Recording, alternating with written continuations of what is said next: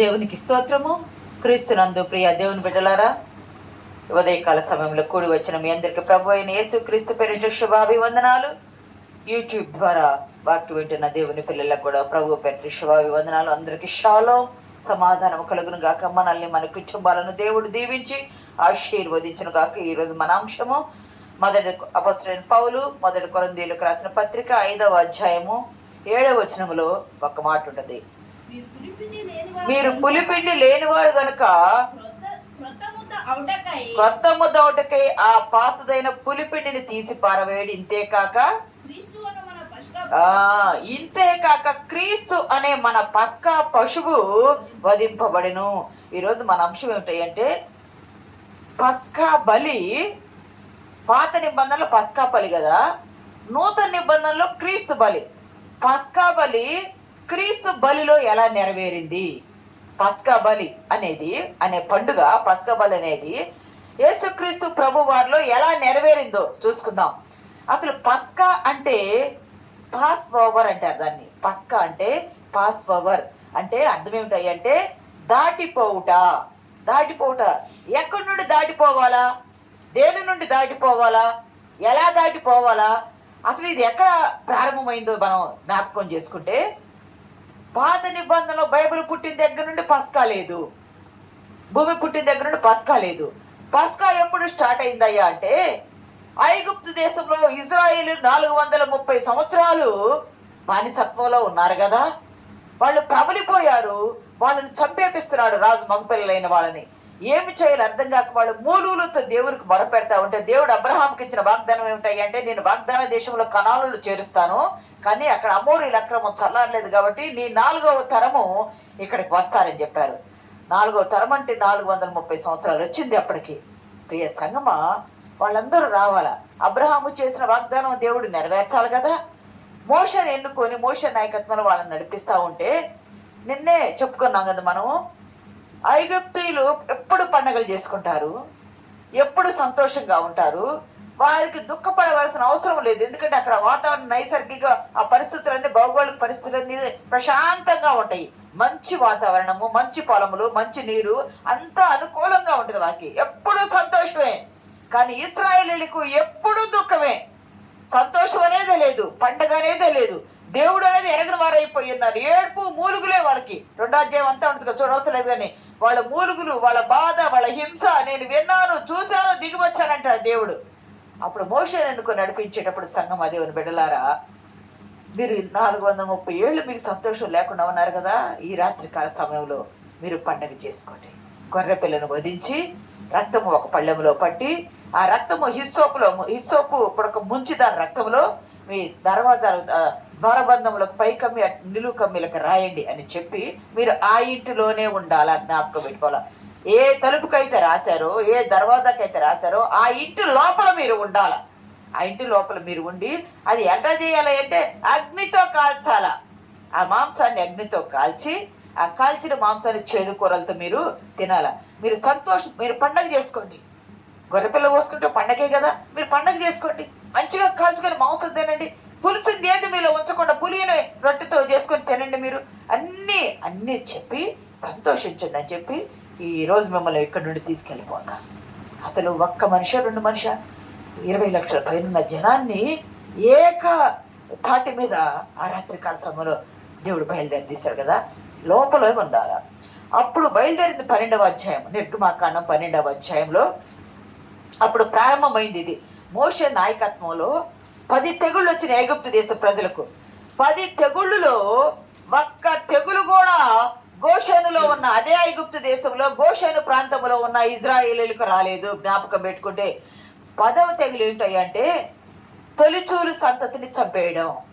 తొలిచూలు సంతతి అది పశువుల్లోనే కానీ, అది జంతువుల్లోనే కానీ, మనుషుల్లోనే కానీ, ఫరో మొదలుకొని ఆ దేశపు రాజు మొదలుకొని చెరసాల్లో ఉన్న ఖైదీ వరకైనా, లేదా తిరగలు విసిరే దాని పిల్లల వరకైనా, ఎవరైనా రాజును మొదలుకొని దాసి పిల్లల వరకైనా అందరికీ మరణమే. ఒక దేశంలో ఇంటో మరణం లేదంటే, కరోనా వచ్చినప్పుడు ఎక్కడైనా ఒక ఇంటో మరణం ఉందంటేనే భయపడతాం కదా. ఐగుప్తు దేశంలో ఇంటో మరణము లేదు అనకుండా కుటుంబం అన్నాక పిల్లలు ఉండరు, పిల్లలు ఉన్నాక తొలిచూలు సంతానం లేకుండా ఉండదు. ఆ తొలిచూలు సంతానానికి దేవుడు మరణదండన విధించాడు. మోషేనే అంటాడు ఆ మాట. అందుకు ముందే దేవుడు చెప్పాడు మోషేతో. ఫరోనే అంటాడు, ఇక నువ్వు నన్ను చూడవంటే, అవును నేను నిన్ను చూడనని మోషే అంటాడు. ప్రియ సంగమా దేవుని బిడ్డలారా, 11వ అధ్యాయం అంతా ప్రతి ఇంటిలో మరణం ఉంది. 12వ అధ్యాయంలో వీళ్ళు పండగ చేసుకొని బయలుదేరతారు. గమనిస్తే దేవుడు గోషేను ప్రాంతంలో, ఇశ్రాయేలు ఉన్న ప్రాంతంలో ఎవ్వరూ చనిపోకుండా దేవుడు వాళ్ళకి ఒక రక్షణ ప్రణాళిక చెప్పాడు కదా, ఒక ఉపాయం చెప్పాడు దేవుడు. ఇదిగో మోషే, ఐగుప్తు మొత్తం చనిపోతారు తొలిచూలు సంతానం, కానీ మీరున్న ప్రాంతంలో ఎవరు కూడా చనిపోకూడదు తొలిచూలు సంతానం. ఎందుకంటే ఈ రాత్రి కాలం అంతా నేను మిమ్మల్ని మీ దగ్గరుండి కాపాడుకుంటాను. ఒక్క వ్యక్తి కూడా చనిపోకూడదు. చనిపోకుండా ఉండాలి అంటే ఏమి చేయాలి అంటే ఒక ఉపాయం చెప్పాడు దేవుడు. ఆ ఉపాయమే పస్కా బలి. ఒక గొర్రె పిల్లను తీసుకొని మందలో నుండి, అది మంచిది, శ్రేష్టమైంది, ఒక గొర్రె పిల్లను తీసుకొని ఆ గొర్రె పిల్లను మీరేం చేయాలి అంటే వధించి దాని రక్తం బట్టి, నేల వలికించాలి కదా, కొంత రక్తం బట్టి పళ్ళెంలో ఆ రక్తము ఇస్సోపుతో మీరు రాయండి. ఆ రక్తాన్ని చూసి నేను దాటిపోతా. ఆ రక్తాన్ని చూసి మరణం ఏం చేసింది? ఏ ఇంటికి రక్తం ఉంటుందో ఆ రక్తాన్ని చూసి దాటి వెళ్ళిపోయింది. రక్తం లేని ఇంటికి మరణం జ్వరబడింది. అదే పస్కా బలి. ఎప్పుడు చేయాలయ్యా అంటే సంవత్సరంలో మొదటి నెల. సంవత్సరం ప్రారంభం ఉంది కదా మనకు. సంవత్సరంలో వాళ్ళ క్యాలెండర్ అంటే వాళ్ళ పంచాంగం ప్రకారం సంవత్సరంలో రాత్రికాలం ప్రారంభమై చంద్రమానం ప్రకారము మొదటి నెల 14వ తారీఖున, అబీబు నెల లేదా నిసాను నెల అంటారు, 14వ తారీఖు సాయంకాల సమయంలో పస్కా చేయాలి. రూల్ అది. మంచి ఏడాది శ్రేష్టమైన గొర్రెపిల్లను తీసుకోవాలి. మంచి గొర్రెపిల్ల మందులో ఏడాది పైన తీసుకోవాలా. ఆ గొర్రెపిల్ల శ్రేష్టమైంది అయి ఉండాలా. ఆ గొర్రెపిల్లను వధించి దాని రక్తం మందులో నుండి మంచిది తీసుకోవాలా. మంచి శ్రేష్టమైనది అయి ఉండాలా. దాని రక్తాన్ని తీసుకొని హిస్సోపుతో దర్వాజాకు రాయాలా. రాసిన ఇంటి లోపలే మీరు ఉండాలా. అన్ని రూల్స్, కట్టడ, ఆజ్ఞది ఇంటి లోపలే ఉండాలా. 10వ తారీఖు తీసుకోండి ఆ గొర్రెపిల్లని. 14వ తారీఖు వరకు దాన్ని ఉంచండి. ఇది చాలా జాగ్రత్త విషయం. 10వ తారీఖుని తీసుకోండి, 14వ తారీఖు సాయంకాలం వరకు ఉంచాలా. అంటే ఎన్ని రోజులు వెయిట్ చేయాలా? 4 దినాలు. 4 దినాలు ఎదురు చూడాలి దాని కొరకు. ఎందుకయ్యా ఈ 4 దినాలు అని అంటే, మొదటిదేమో 14వ తారీఖు సాయంకాలం తీసుకొని సాయంకాలం వధించాలి. 10వ తారీఖు తీసుకోవాలి మొదటిది. 14వ తారీఖు సాయంకాలం వధించాలా. వధించిన దాన్ని రక్తాన్ని గడప కమ్మీలకు పోయాలా. 3వది ఆ మాంసాన్ని అగ్నితో కాల్చాలా. వండకూడదు. నీరు పోసి నూనె పోసి వండకూడదు, అగ్నితో కాల్చాలా. అంత మాత్రమే కాదు, పొంగని రొట్టెలతో తినాలా. అగ్నితో కాల్చాలి, పొంగని రొట్టెలు తినాలి. ఆ ఇంటిలోనే ఉండాలా. చేదు కూరలతో తినాలా. ఇవన్నీ చెప్పారు. రెండైంది. 3వది దాని తల, దాని కాళ్ళు, దాని అంత్రములు అంటే లోపల భాగాలు ఉంటాయి కదా, అంత్రములను నీటితో కడిగి వాటిని కూడా కాల్చాల. తలను, కాళ్ళను, అంత్రములను నీటితో కడగాల. నీటితో కడిగి మళ్ళీ వాటిని కూడా కాల్చాల. ఉదయం వరకు దాన్ని మిగల్చకూడదు. మిగిలిన దాన్ని అగ్నితో కాల్చివేయాలా. మిగిల్చి దాన్ని ఉంచి ఇది చేయకూడదు, శాపంగా ఉంటుంది. అయితే అది ఎలా తినాలా? 4వది హడావుడిగా తినాల. నడుము కట్టుకొని ఎక్కడికైనా వెళ్తానికి మనం చెప్పులు దొరుకుంటాం కదా, చెప్పులు దొరుకున్నామంటే వెళ్ళిపోతాం కదా, చెప్పులు దొరుకుని తినాలా, నడుము కట్టుకొని తినాలా, కర్ర చేత పట్టుకొని తినాలా. హడావుడిగా తినాలా, చెప్పులు దొరుకుని తినాలా, కర్ర చేత పట్టుకొని తినాలా, నడుము కట్టుకొని తినాలా. త్వరగా, ఇంకా టైం లేదు నేను వెళ్ళిపోవాలా అని అంటాం చూసావా, బస్సు వెళ్ళిపోతుంది, వాహనం వెళ్ళిపోతున్నట్టు, టైం లేదని హడావుడిగా తినాలా. ఆ రోజు రాత్రి దేవుడు ఐగుప్తు దేవతలందరికీ, ప్రజలకు కాదు దేవతలందరికీ 10 రకాలైన తెగుళ్ళు, వాళ్ళ 10 రకాలైనటువంటి దేవతలు, వాళ్ళు పూజించే 10 రకాలైన దేవతలు ఆ ఐగుప్తు దేశం ఫరోకి, అక్కడున్న ప్రజలకు, వాటిని పూజించే ప్రజలకు, ఆ దేవతలకు కూడా రాత్రి కాల సమయంలో తీర్పు తీర్చాడు దేవుడు. తన ప్రజలను కాపాడుకున్నాడు. అంత మాత్రమే కాదు, ఆ ఇళ్ల మీద రక్తము మీకు గుర్తుగా ఉంటుంది. ఆ రక్తం ఏముంటది? గుర్తుగా ఉంటది. ఆ రక్తమును చూసి నేను దాటిపోతాను. ఇది మీ తరతరములకు నిత్యమైన కట్టడ. ఇది అది అది ఏ ఇంటికైతే రాయకుండా ఉంటుందో ఆ ఇంటి వాళ్ళు చనిపోతారు. దేవుడు చెప్పాడు, చాలా జాగ్రత్తగా చెప్పాడు. ఆజ్ఞ పాటించాలా. రక్తం గమనించండి, వారు ఎక్కడి నుండి వచ్చారంటే రక్తము పూయబడిన ఇంటిలో ఉన్నారు. ఎక్కడి నుండి వచ్చారంటే రక్తము పూయబడిన గడపలో నుండి దాటి వచ్చారు. రక్తము కింద నుండి దాటి వచ్చారు. జ్ఞాపకం పెట్టుకోవాలా. రక్తము కింద నుండి దాటి వచ్చారు. పూయబడిన ఇంటిలో ఉన్నారు. ఆ రాత్రి ఆ తెల్లవారి దానిలో నుండి దాటి వచ్చారు. మనం గమనించినట్లయితే 430 సంవత్సరాలు పడ్డ బాధ అంతా ఒక్క రాత్రిలో దేవుడు తీర్చేశాడు. ఒక్క రాత్రే పండగనిచ్చాడు, సంతోషాన్ని ఇచ్చాడు, దుఃఖం లేకుండా చేశారు. వారికి పండగ లేదు, వారికి దుఃఖం ఉంది, వాళ్ళ ఇళ్లలో మరణం ఉంది, శత్రువులలో మరణం ఉంది. నీ దేవుడు నీ పక్షాన ఎలా ఉన్నాడై అంటే నీ దుఃఖము సంతోషంగా మార్చాడు. నీ దుఃఖాన్ని సంతోషంగా మార్చాడు. నీ కన్నీటిని నాట్యంగా మార్చాడు ఆయన రాత్రికాల సమయంలో. ప్రియ సంగమా, ఈ పండగ నిర్ణయించింది మోషే కాదు. ఈ పండగ నిర్ణయించింది దేవుడే. దేవుడు నిర్ణయించాడు ఈ పండగ. ఇది మోషే కాలంలో ప్రారంభమైంది, మోషే ద్వారా జరగబడింది. యెహోషువ చేశాడు, దీన్ని కొనసాగించాడు. యోషయాని రాజు చేశాడు, ఎజ్రా కూడా చేశాడు, హిజ్కియా కూడా చేశాడు. యేసుక్రీస్తు ప్రభు వారు కూడా ఈ పండుగను ఆచరించారు. 12 సంవత్సరాల ప్రాయంలో పస్కా పండుగకి వెళ్ళారన్నారు కదా. తర్వాత 12 సంవత్సరాల తర్వాత ఎదిగిన తర్వాత కూడా, అంటే ఆయన ప్రతి సంవత్సరం కూడా పస్కా పండుగకి వెళ్తారు. ఎదిగిన తర్వాత కూడా మత్తయిలో ఉంది, మార్కులో ఉంది, లోకాలో ఉంది, యోహాలో ఉంది. వీరి కాలంలో యేసుక్రీస్తు ప్రభు వారు సిలువ వేయబడిన కాలము కూడా పస్కా పండుగ కాలము. పస్కా పండుగ కాలము. పస్కా పండుగకే ఈయన సిలువ వేయబడ్డారు. ఇది యేసుక్రీస్తు ప్రభు వారిలో ఎలా ఉంది? కొలస్సీ పత్రిక 2:16 చూడండి ఒకసారి. ప్రభు ఒక మాట చెప్తూ ఉన్నాడు, పండుగ దినాల్లో, అమావాస్య దినాల్లో, ఆహార పదార్థాల విషయంలో దేనిలోనైనా ఇతరులకు మీకు తీర్పు తీర్చే రీతిగా మీరు ఉండవద్దు. ఇదంతా యేసుక్రీస్తు ప్రభు వారు కూడా పస్కా ఆచరించారు కదా. లాస్ట్లో మనం పస్కా పాటించాలని చెప్పి గురువారం రాత్రి మనం బల తీసుకుంటాం కదా. పస్కా పాటించాలని చెప్పి యేసుక్రీస్తు ప్రభు వారు కూడా పస్కా విందులో రొట్టె ముంచి ఇస్తేనే కదా యోధులకు సాదర ప్రవేశించింది.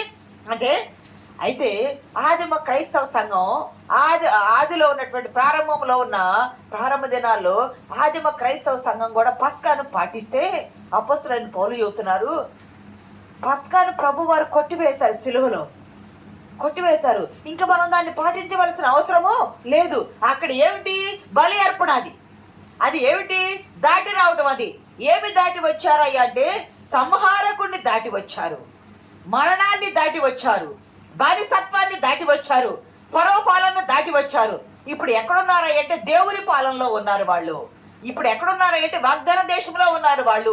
ఇప్పుడు ఎక్కడున్నారంటే జీవంలో ఉన్నారు వాళ్ళు. ఇప్పుడు ఎక్కడున్నారంటే దేవుని రెక్కల కింద ఉన్నారు వాళ్ళు. కానీ మీరు పస్కాలో ఐగుప్తులో లేరు. మీరు పస్కా పాటించవలసిన అవసరం లేదు. ఎందుకంటే యేసు రక్తమే ప్రతి పాపముల నుండి మనల్ని పవిత్రులుగా చేస్తుంది. 1 యోహానులో ఉంటుంది, చూడవలసిన లేదు కానీ 1:7-10 నుండి ఉంటుంది కదా. మనం మంచి వరం అని చెప్పుకుంటే తప్పు. మనం పాపంలో ఉన్నాము, పాపముల నుండి పవిత్రపరచబడుతున్నాం. వాటిని ఒప్పుకొని విడిచిపెట్టాలి. యేసు రక్తం ప్రతి పాపముల నుండి మనల్ని విడుదల చేస్తుంది. ఇక్కడ కానీ గమనించినట్లయితే పాప బానిసత్వం నుండి వాళ్ళు, మరి యేసుకు వాళ్ళేమో లోక బానిసత్వం నుండి విడుదల పొందారు. ఇజ్రాయేలీల వరకే ఆ గొర్రెపిల్ల బలి. ఏ ఇంటికి ఆ ఇంటి గొర్రెపిల్ల తీసుకోవాలా, ఆ ఇంటి వరకే ఆ బలి. కానీ మరి మిగతా సర్వలోక మానవాళ్ళు బానిస ఐగుప్తులో లేం కదా. మరి మనం ఎక్కడున్నాము అంటే సాతాను అనే పాప బానిసత్వంలో ఉన్నాము. లోకమంతా సాతాను అనే అపవాది చేతుల్లో బంధించబడి అపవాది బానిసత్వంలో ఉంటే, అపవాది బానిసత్వం నుండి దేవుడు సర్వ మానవాళిని విడుదల చేయడానికి వచ్చాడు. అది ఎప్పుడు విడుదలైందయ్యా అంటే, మొదట యేసు యందు విశ్వాసం ఉంచాలా, 2 యేసు క్రీస్తు రక్తములో కడగబడాలా. పాత నిబంధనలో గొర్రెపిల్ల రక్తము పూయటం మాత్రమే, రక్తము పూసి వచ్చారు. కానీ నూతన నిబంధనలో యేసుక్రీస్తు రక్తము, యేసుక్రీస్తు నందు విశ్వాసం ఉంచాలా. 1 యేసుక్రీస్తు రక్తములో కడగబడాలా. నీ పాపాలను నీ ఒప్పుకొని మారు మనసు పొంది యేసు రక్తములో కడగబడితే అది నువ్వు పస్కా ఆచరించినట్టే. యేసు రక్తంలో కడగబడితే నువ్వు పస్కా అది మర్చిపోవద్దు. అది మర్చిపోతే ఏదైనా ప్రభు అంటాడు, ఇది పుచ్చుకునేటప్పుడల్లా నన్ను జ్ఞాపకం చేసుకుంటున్నారు. 109వ కీర్తనలో కానీ 45వ కీర్తనలో కానీ నిర్గమాకాండం 17లో కానీ 112వ కీర్తనలో కానీ గమనిస్తే జ్ఞాపకం చేసుకోవటం మంచిది, ఆశీర్వాదకరం. మర్చిపోతే అది శాపము. దాన్ని కొనసాగించేవాడు లేకపోతే అది శాపము. ఇక్కడ గమనించినట్లయితే ఇప్పుడు తేడా చూద్దాం. పాత నిబంధన పస్కా బలికి, యేసుక్రీస్తు ప్రభు వారి పస్కా బలికి ఎక్కడ రెండు పోలిక ఎట్ట నెరవేరింది చూద్దాము. అది మొదటి నెల మార్చి ఏప్రిల్ వచ్చింది వాళ్ళకి, అబీబు నెల. వాళ్ళకి వాళ్ళ నెలలో, వాళ్ళ పంచాంగం, వాళ్ళ క్యాలెండర్లో మొదటి నెల ఎప్పుడయ్యా అంటే మార్చి ఏప్రిల్లో వచ్చింది, అది అబీబు నెల. మనకి కూడా మార్చి ఏప్రిల్ నెలలోనే ఈస్టర్ వస్తుంది. దాన్ని ఈస్టర్తో పోల్చారు. గమనించినట్లయితే పస్కా పండుగ నాడే బలి ఇస్తారు, అది పౌర్ణమి రోజే వచ్చింది. యేసుక్రీస్తు ప్రభు వారు కూడా పస్కా పండుగ రోజే బలి అయ్యారు. పస్కా పండుగ అని అందరూ వచ్చారు కదా, తెల్లవారితే మహావిశ్రాంతి దినము అని అన్నారు కదా. పస్కా పండుగ రోజే బలయ్యారు యేసుక్రీస్తు ప్రభు వారు, అది పౌర్ణమి రోజే బలయ్యారు యేసుక్రీస్తు ప్రభు వారు. రెండోది, పస్కా పిల్ల నిర్దోషమైందై ఉండాలి. గొర్రె పిల్ల యేసుక్రీస్తులో పులిసింది ఏదైనా ఉందా? ఇప్పుడు మన మొదటి కొరింథీ 5:7 ప్రకారం పులిసింది ఏదైనా ఉందా? పులిసిన పిండి అనేది ఏదీ లేదు. అపవిత్రత, అశుద్ధత అనేది ఆయనలో ఏది కూడా లేదు.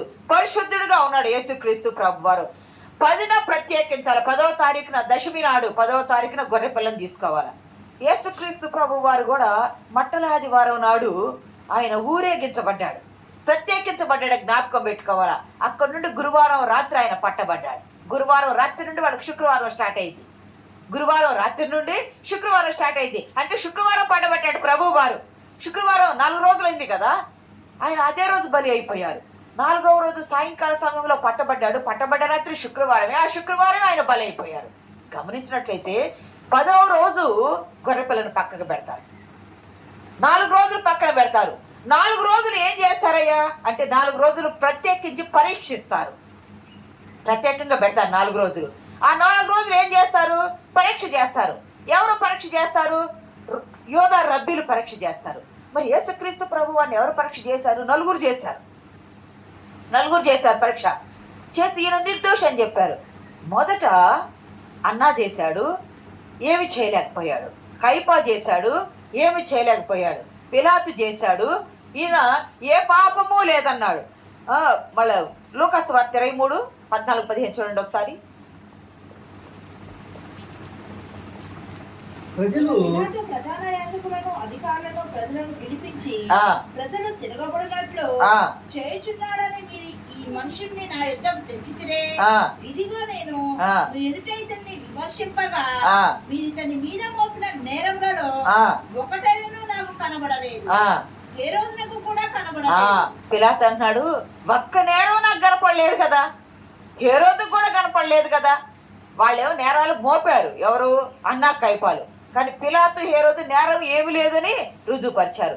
4 చూడాలి మినిమము, 2 సాక్ష్యం చెప్పారు. మరి ఇంకిద్దరు కావాలా సాక్ష్యం?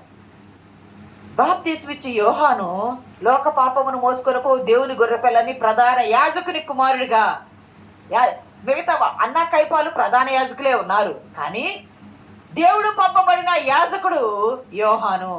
ఆ యాజకుడు ఈయన దేవుని గొర్రెపిల్ల అని ప్రకటించాడు. చాటుగా చెప్పాల, ప్రజలందరూ ఎదుట ప్రకటించాడు.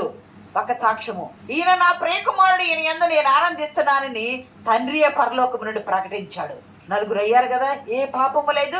4 దినాలు ప్రత్యేకంగా ఉంచాలి. గమనిస్తే పాత నిబంధనకి కొత్త నిబంధనకి తేడా చేస్తున్నారు. 10వ తారీఖున తీసుకుంటారు, 14 సాయంకాలం వరకు ఉంచుతారు. యేసుక్రీస్తు ప్రభువారు ఆదివారం రోజు తీసుకోబడ్డారు, గురువారం సాయంత్రం వరకు ఆయన ప్రత్యేకించబడ్డారు. ఈ కాలంలో 4 ఆయన పరీక్షించినట్టు.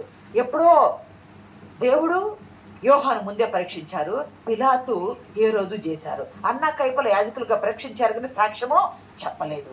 సాక్ష్యం చెప్పలే, కనపడల వారికి, చెప్పడానికి ఏ సాక్ష్యం కూడా వారికి కనపడల. అయితే గమనించండి, మరి 4 రోజులు ప్రత్యేకంగా ఉంచాలి కదా. 4 రోజులంటే ఒక మాట ఉంటుంది చూడండి. 2 పేతురు పత్రిక 3వ అధ్యాయము 3:8. ఒక సంగతి మర్చిపోకుడి. ప్రియులారా ఒక్క సంగతి మర్చిపోకుడి. ఏమనగా ప్రభువు దృష్టికి ఒక్క దినము 1000 సంవత్సరముల వలెను. ప్రభువు దృష్టికి ఒక్క దినము 1000 సంవత్సరములను, 1000 సంవత్సరములు ఒక్క దినము వలె ఉండను. గమనించండి, ఈ లోక పాపమును మోసుకొని పోయే దేవుని గొర్రెపిల్ల ఎంతగా పరీక్షించబడ్డాడంటే 1000 సంవత్సరాలు ఒక్క దినము కదా. భూమి పుట్టింది మొదలుకొని యేసుక్రీస్తు ప్రభు వారి వరకు ఆదామును మొదలుకొని, బైబిల్ ప్రకారం ఆదాము మొదలుకొని అబ్రహాం వరకు 2000 సంవత్సరాలు, అబ్రహాము మొదలుకొని యేసుక్రీస్తు ప్రభు వారికి 2000 సంవత్సరాలు, అంటే మొత్తం 4000 సంవత్సరాలు. అంటే 4 రోజులు పరీక్షించబడ్డాడు. 1000 సంవత్సరాలు ఒక్క దినము వలె, ఒక్క దినము 1000 సంవత్సరముల వలె ఉంది కదా. 4000 సంవత్సరాలు అంటే 4 రోజులు ఆయన పరీక్షించబడ్డారు. దేవునితో పరీక్షించబడ్డాడు, యాజకులతో పరీక్షించబడ్డాడు. ఆయన నీతిమంతుడని తీర్పు పొందారు. గమనించండి, ఈయన తృణీకరించబడ్డారు. ఈయన ఎవరో చేర్చుకోలేదు. ప్రత్యేకంగా ఉండాలి కదా, మందలో నుండి ప్రత్యేకించి ఉంచాలన్నారు కదా. యోహాను 1 చూడవలసిన లేదు కానీ యోహాను సువార్త 1:11 అంటారు, ఆయన తన ఇంటికి వెళ్ళగా ఆయన స్వకీయులు ఆయనను చేర్చుకోలేదు. ఆయన స్వకీయులు అంటే ప్రత్యేకించబడ్డారు. మందలో నుండి, కుటుంబంలో నుండి, గుంపులో నుండి, సమాజంలో నుండి ప్రత్యేకించబడి వధకు సిద్ధమైన గొర్రె పిల్లవలే ఆయన ప్రక్కగానే ఉన్నారు. ఇంట్లో ఆయన చేర్చుకోలేదు కాబట్టి. ప్రియ సంగమా, ఇంకా గమనించినట్లయితే నిర్గమాకాండ 12:46లో పస్కాని మీరు కాల్చి తినాలి అన్నారు. పస్కాని మీరు కాల్చి తినాలి అన్నారు.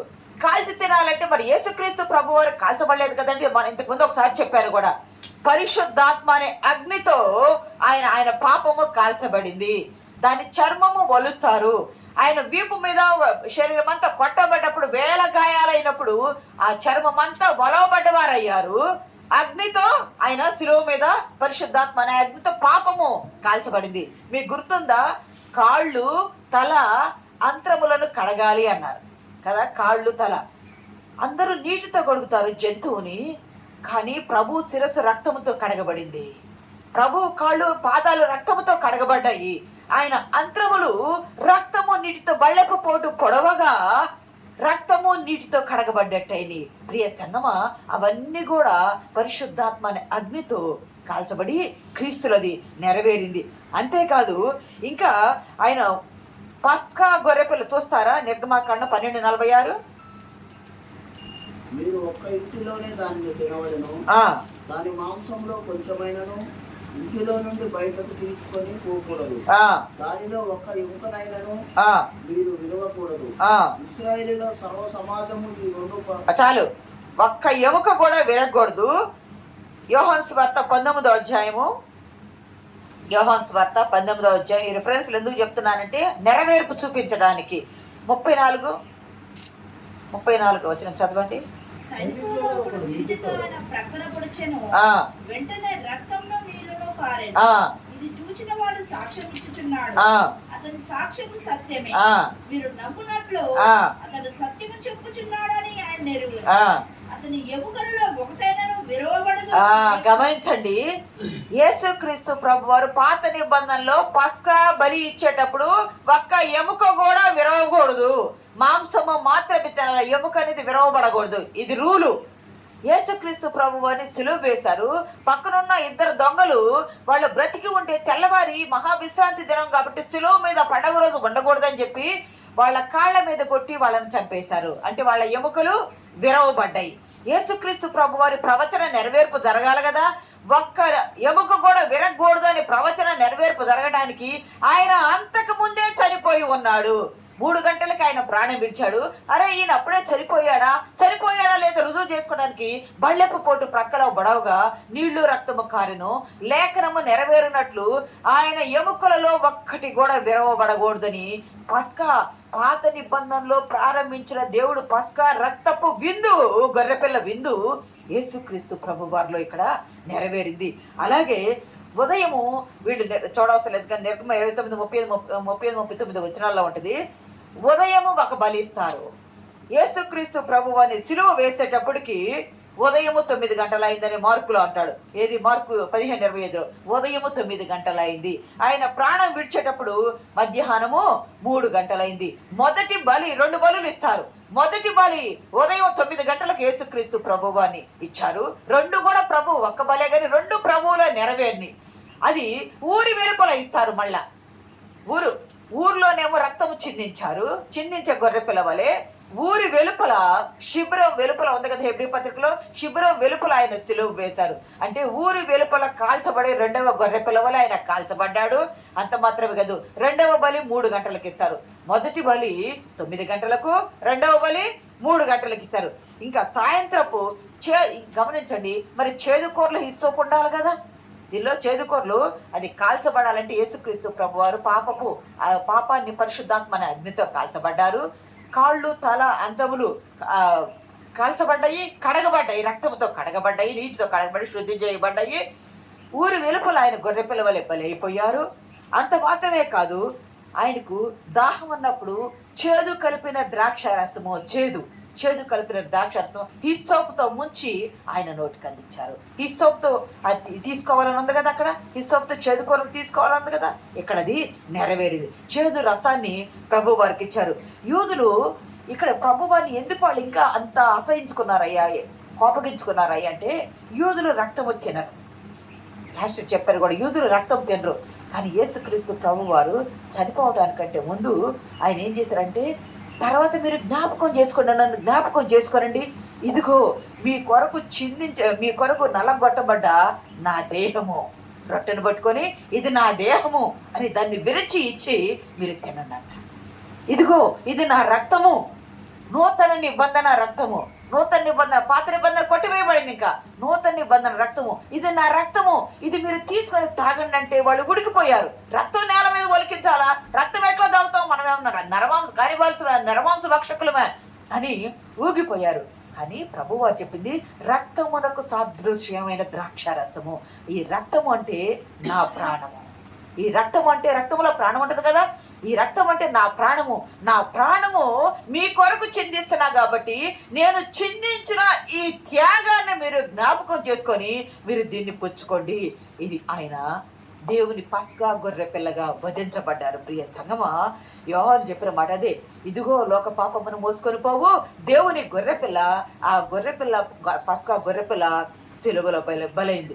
అందుకనే నా శరీరము నా రక్తము అని ప్రభువారు మత్తయి సువార్త 26:26లో ఇదిగో నా శరీరము, ఇదిగో నా రక్తము, మీరు తీసుకొని తింటే వారు జీవంలోనికి వెళ్తారు. ఇదే క్రైస్తవులకు పస్కా బలి. పాత నిబంధనలో మాదిరి చూపించాడు గొర్రె పిల్లనిచ్చి. నూతన నిబంధనలో నిజమైన విడుదల. అక్కడేమో రక్తము కింద నుండి, రక్తములో లోపల ఉన్న రక్తము రాయబడిన ఇంటిలో ఉన్నారు, రక్తము క్రింద నుండి దాటి వచ్చారు. ఇక్కడేమో యేసుక్రీస్తు రక్తముతో ప్రతి పాపము కడగబడితేనే విమోచన, విడుదల, రక్షణ. గమనించండి, మరి ఇంటిలోనే ఉండాలి కదా, యేసుక్రీస్తు ప్రభు వారు మరి ఇంట్లో లేరు కదా, పాయింట్ కదా ఇది. ఇంటిలోనే ఉండే రక్తము రాసిన ఇంటి లోపలే ఉండాలి, ఇంటి బయట ఉండకూడదు కదా. అంటే ఇప్పుడే ఒక మాట రాసుకున్నా చూడండి, కీర్తన 132 13-14 వచనాలు చదవండి. కీర్తన 132 13-14 వచనాలు. యెహోవా సియోనును ఏర్పరచుకొని ఉన్నాడు. ఇంకా విశ్రమ,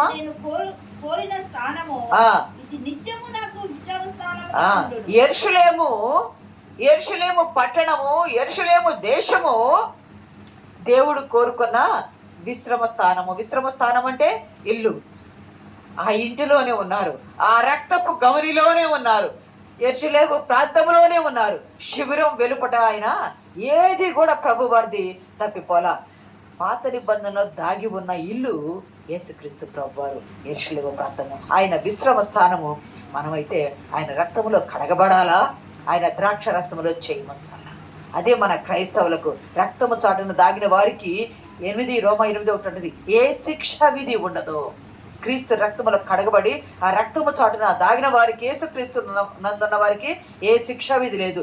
ఇందాక మనం చదివాం కదా 5:7 మొదటి కొరింథీలో, పులిసినది ఏదియు, అపవిత్రమైనది ఏదియు, పొంగినది ఏదియు మీద ఉండకూడదు. యేసుక్రీస్తు ప్రభు వారిలో పొంగినది ఏది కూడా లేదు. ఆయన అప్పుడప్పుడు చేసిన పులి అనే రొట్టెలతో తినాలి అని ఉంది కదా. యేసుక్రీస్తు ప్రభు వారు అనారోగ్యంతో చచ్చిపోలేదు, బలహీనులై చనిపోలేదు, బలవంతుడై ఉన్నారు. ఆయన ఆ రోజే పట్టబడ్డారు, ఆ రోజే చనిపోయారు.